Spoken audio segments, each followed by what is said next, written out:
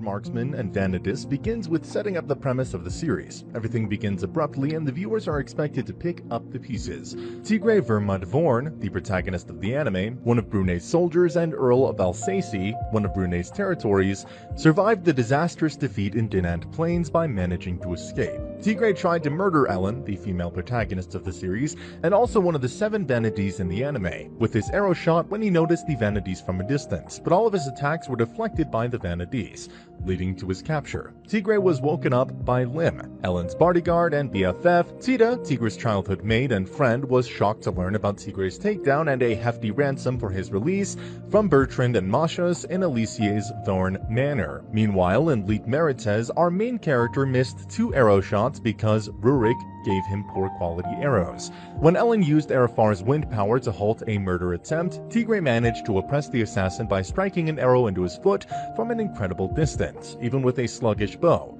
Elen issued an apology to Tigre while preparing to execute Rurik and the other musketeers for their lack of respect, which Tigre thought was exaggerated and begged Elen to forgive Rurik and the others. Then, Tigre learned to adapt to life in Leitmeritz. He also became popular among Rurik and others. However, some peers still hated him. Tigre was thinking about Elen's phrases when Rurik informed him of a captured invader who appeared to be Bertrand, Tigre's loyal caretaker. Then, Tigre's fellowship with the people of Leitmeritz was cut short when Bertrand told him that the Thenardier army was massing 3,000 soldiers for Alsace, much to Tigre's surprise and anger. That is when Tigre decided to go back to Alsace. Despite Rurik's pleas, Tigre continued to insist on proceeding to Leitmeritz's gate, only to be confronted by Elen, who asked him where he was going in the dead of night. Tigre told Elen to stand aside without flinching. This is where the episode ends, and that's a lot to take in. Episode 2 begins with the introduction of Zion, the antagonist, who has been the one to deploy 3,000 soldiers and head towards Alsace for the attack, alongside 2 dragons. Then, before leaving Leitmeritz, Tigre asks Elen if they should lend him a few soldiers for his rescue. She agreed, but in return, she asked to rule Alsace. Tigre agreed to the terms, but insisted that she treat Alsace as her own. Citizens in Alsace began their escape to the outskirts of the region, while Tita led the susceptible peers to a municipal shrine. Mashas revealed his plans to save Alsace. While he sought a way to halt the Ganelon army from moving forward, Bertrand would convey his message to Tigre, whereas Tita stayed to help the Alsace citizens in their evacuation. While remaining in Vorn Manor, Tita remembers Tigre's promise that he will return safely. The Thenardier army barged into Alsace, looting whatever goods they could find. To his surprise, Zion discovered that Alsace was deserted, with the only residents being the shrine refugees. Though frustrated by his inability to attack which was so holy that even Thenardier wouldn't touch it, Zion turned his attention to Vorn Manor. Tita confronted Zion in the manor and pleaded with him to leave, and started chasing Tita through the balcony. Then Tigre shows up and impales Zion's hand with his arrow. Tita was overcome with joy upon seeing Tigre's return and meeting his new ally. Tigre's hand was scratched as he saved Tita from assassination, and Tita tore her dress to wrap up his wounds. Tigre realized his bow was broken from the previous retaliation when the Leitmeritz army began their pursuit of Zion and his troops, and Tita foisted the Vorn Black Bow upon him. At the same time, Bertrand commented that the family treasure, like his late father Urs, had been entrusted to the young Earl. Episode 3 begins with the Leitmeritz army struggling to find Zion and the rest of his soldiers. According to Tigre, Zion and his troops were most likely recuperating on the Molshem Plains. Elen saw it as a chance to crush the enemy while they prepared. Then, at the Molshem Plains, Tigre and his army came across an earth dragon. The dragon had halted their venture. Elen decides to confront the dragon herself. She managed to slay the dragon. While grieving the loss of a dragon, Zion learned that 2,000 reinforcements had arrived, prompting him to retreat completely. Then, Zion curses Tigre for betraying Brunei. Tigre told Zion that he would never be forgiven for his deeds. After this, the two engage in a duel, in which Zion ends up getting hurt. Just as Tigre was ready to fire the last blow, he was interrupted by Thenardier and the Leitmeritz army. Zion attempted to flee with his dragon. A voice from the Black Bow abruptly urged Tigre to jump the target. While initially baffled, Tigre decided to notch his arrow using Arafar's wind as help, and aim for Zion. The arrow was shot with incredible speed, slaying both Zion and the dragon in mid-flight. Alsace was thus safe in the hands of Tigre and his allied forces. Episode 4 is where things get really interesting. Tita begins the day by criticizing Tigre and Elen's method of rousing the younger men. Then Tita and Tigre set out to inspect a commune under his command. It clarified that the armies of Thenardier and Ganelon had retreated to regroup, and at House Thenardier they planned to kill Tigre with a blatant band of assassins and fight Elen with a war maiden. Back in Zeechid, Elen is chastised by Victor, the king of Zeechid. Sophia Obertas, another Vanadis, intervenes to reduce the punishment she would face. She tries to explain that Brune has no desire of involving Zeechid in their civil war, but that if they ask, they will be able to respond. That the situation is always in charge. Elen returns outside and meets Ludmilla Lori, another Vanadis with whom she has a feud. Sophia intervenes to prevent them from fighting. She gives thanks to Sophia for rescuing her from the viewing public chamber. Then Moshius goes on to ask Tigre what he plans to do, and he says he will fight Duke Thenardier but will not support Duke Ganelon. He claims he is obliged to protect Alsace and would do so even if he was not.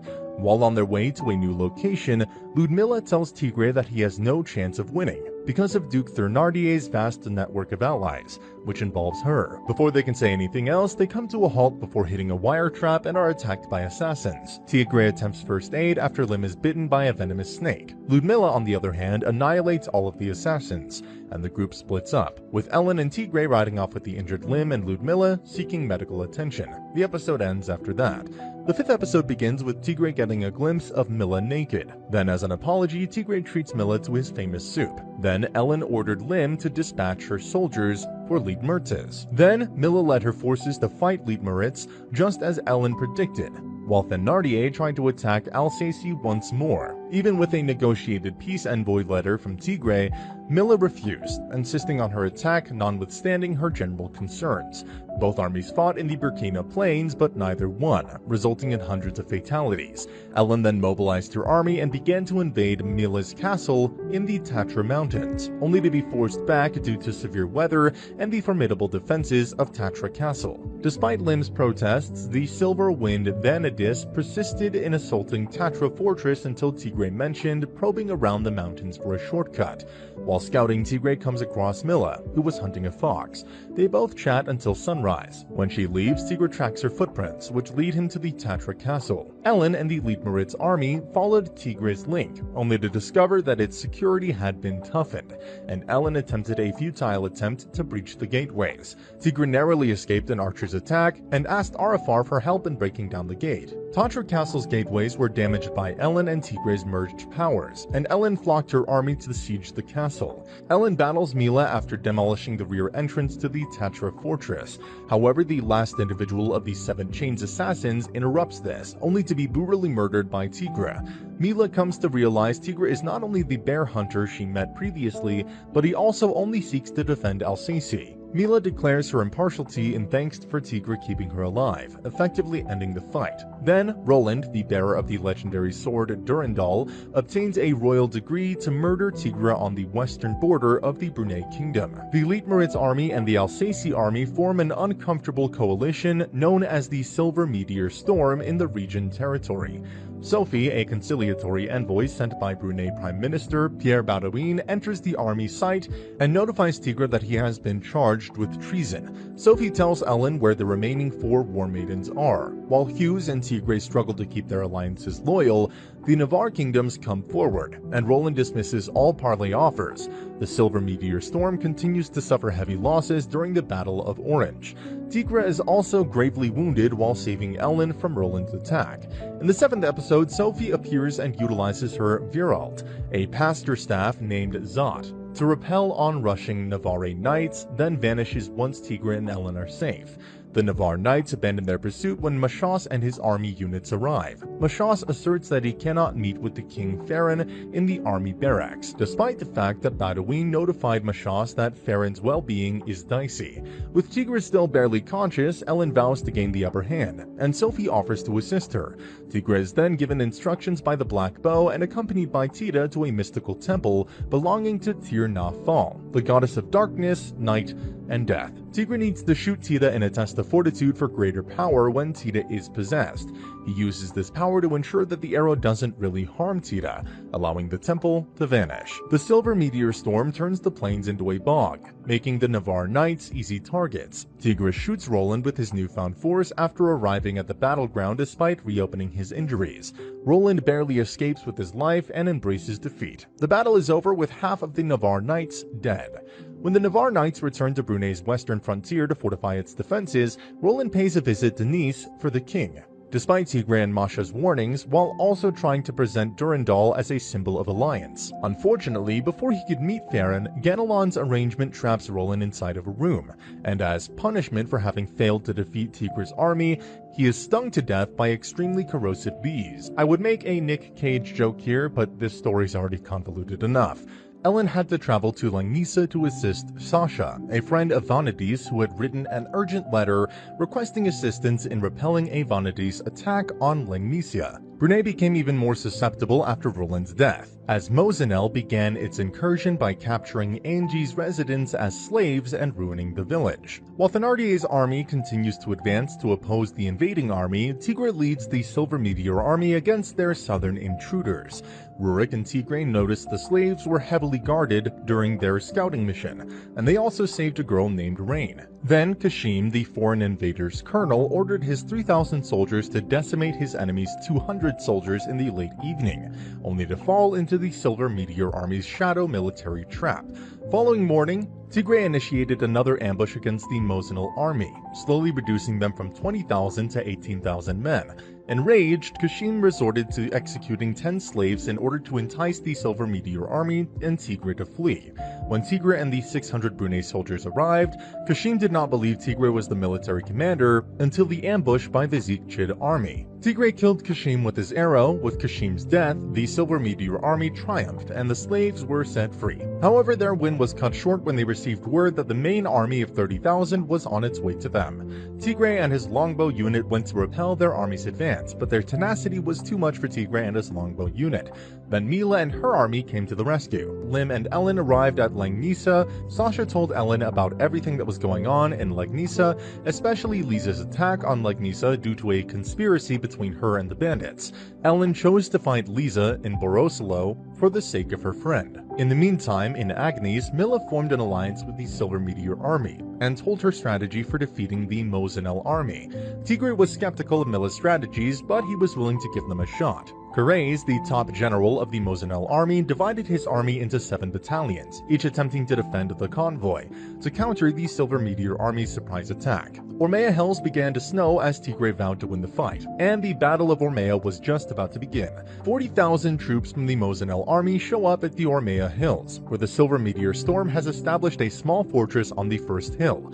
During the War of Ormea, the Mosinel army is divided into 7 divisions by Corrèze. Whilst decoying refugees dominate the 1st through 4th divisions of the fortress, Mila and Tigre lead an ambush against the 6th and 5th divisions on the 2nd hill. When attempting to attack the 7th Division, Mila and Tigre are surrounded. When allied knights Auguste, Shei, and Emile arrive to help the Silver Meteor storm, Mila and Tigre are strengthened. Despite the fact that reinforcements have increased to 5,000 men, another 3,000 men, led by Moshes and Hughes, arrive, forcing Corrèze to fall back and regroup. Corrèze makes the decision to withdraw after learning that the Mosinel fleet left behind to strike Brunei Kingdom's southern harbor has been sunk by Thénardier, and sends his intimate congratulations to Tigre via envoy. Lamalisha and Elen return to Mila and Tigre, causing Mila and Elen to disagree once more. Elen and Tigre discuss the fight that night, and Tigre vows to never forget those who fought and died for him. In the next episode, we see Tina, the Vanadis of Osterode,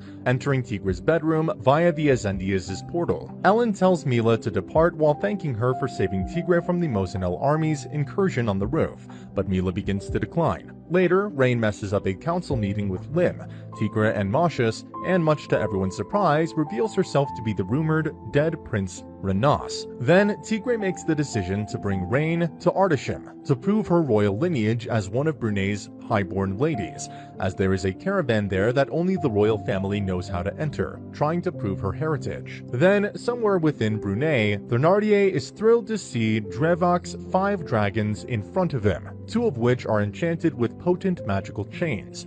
And in the meantime, inside of his room in Lutetia, Ganelon begins to predict the final battle between Thenardier and Tigre, and plans to give them a goodbye gift to whoever discovered Lutetia. Meanwhile, Sophie is called up by King Victor to return to Brunei. In Brunei, news of Montauban's fall to Thenardier military might and Artisham's fire has managed to reach the Silver Meteor army, prompting Tigre to urge Rain to rush to Artisham. At Vincennes Plains, the Thenardier army and the Silver Meteor army are fighting fiercely against one another, with Mila and Elen fighting against the dragons and others fighting off the major forces.